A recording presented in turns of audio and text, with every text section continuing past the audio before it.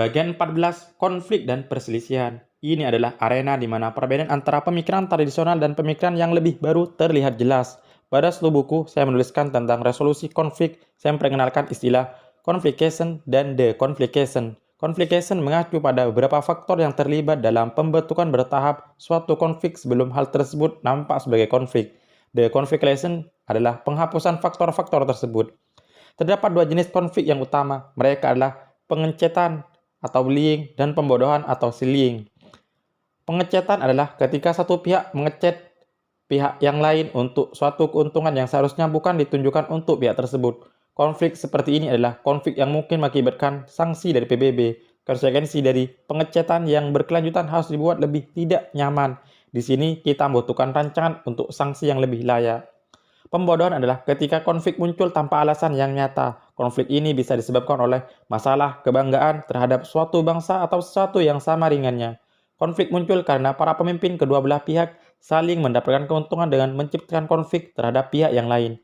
Ini biasanya merupakan konflik yang muncul seiring bertumbuhnya kepemimpinan tertentu, bahkan meski terdapat pula sentimen yang bertujuan mendukung para pemimpin tersebut.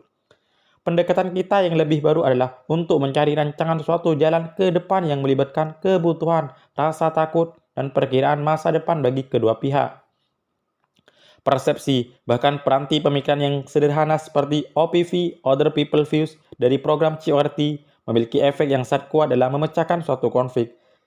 Setiap pihak berusaha melihat pandangan orang lain. Di antara kaum muda, perkelahian bisa diselesaikan ketika OPV dijalankan secara formal. Dengan memiliki pandangan yang jelas akan pemikiran pihak yang lain, semuanya akan jadi berbeda. Emosi mengikuti persepsi dan tindakan mengikuti emosi.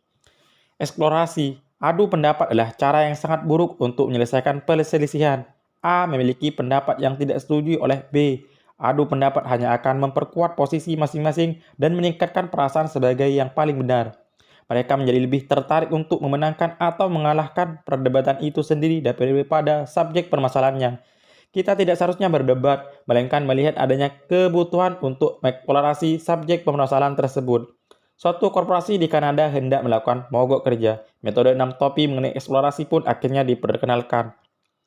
Pemogokan dapat dicegah. Pemogokan juga berhasil dicegah dalam kesempatan yang kedua. Pada akhirnya, persatuan tersebut berkata bahwa mereka tidak akan bernegosiasi dengan manajemen jika metode 6 topi tidak digunakan.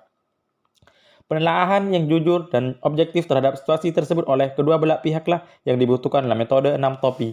Setiap pemikiran yang tidak jujur atau tidak lengkap akan tampak di depan semua orang. Kepandaian berargumen tidak lagi cukup untuk mendukung suatu posisi. A dan B bisa mengenakan topi hitam bersama-sama untuk melihat bahaya yang ada.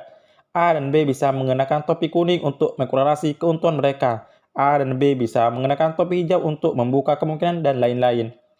Di bawah topi hitam, alasan-alasan yang menyebabkan perselisihan diajukan dan konsekuensi terhadap tindakan yang disarankan diteliti. Di bawah topi kuning, keuntungan dari setiap kemungkinan diperjelas. Topi hijau adalah untuk alternatif kemungkinan dan modifikasi dari suatu ide. Itu semua sangat berbeda dengan argumen yang membawa permusuhan di mana konflik hanya dipindahkan ke level verbal. Desain. Salah satu tema yang digarisbawahi di buku ini adalah perbedaan antara pertimbangan dan desain. Pertimbangan adalah pandangan mengenai apakah ini dengan referensi masa lalu. Desain adalah penataan mengenai apa yang mungkin dengan referensi masa depan. Pertimbangan mengklaim sesuatu sebagai kebenaran. Desain berusaha menjadi sesuatu sebagai suatu nilai. Dengan alasan yang diajukan kepada gereja di abad pertengahan, pemikiran semata-mata berorientasi pada kebenaran yang dihantarkan oleh suatu pertimbangan.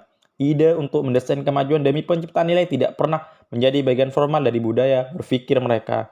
Pertimbangan memeriksa dan menghukum pribadi-pribadi. Pertimbangan memeriksa dan menghukum tindakan. Sekali kategori pertimbangan ini dijatuhkan, tindakan yang pantas akan mengikutinya. Bagaimanapun juga, jika seorang melanggar hukum, ia akan mendapatkan suatu putusan yang akan diikuti oleh suatu hukuman.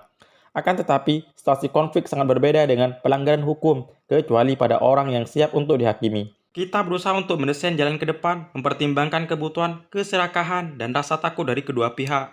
Peranti untuk pemikiran lateral. Mungkin terdapat suatu kebutuhan akan konsep-konsep yang baru dan ide-ide yang baru. Inilah peranti formal untuk pemikiran lateral yang bisa digunakan. Kita bisa menggunakan peranti tantangan untuk menantang ide-ide dan konsep tertentu yang tampaknya menjadi pusat konflik. Kita bisa mencari alternatif. Peranti ekstraksi konsep bisa digunakan untuk menemukan jalan yang berbeda untuk menyampaikan suatu konsep yang memuat persetujuan. Peranti provokasi bisa digunakan untuk menghasilkan ide-ide yang sangat berbeda. Penggunaan peranti lema, acak, atau random entry sangat berguna ketika permasalahan tampaknya mengalami kemacetan di dalam situasi yang monoton dan tidak ada pemikiran biasa yang bisa mengubahnya. Peranti lema, acak seringkali bisa menawarkan pendekatan yang sama sekali berbeda. Jika seorang semakin terampil dalam menggunakan peranti-peranti tersebut, semakin berhasil pula penerapan peranti tersebut.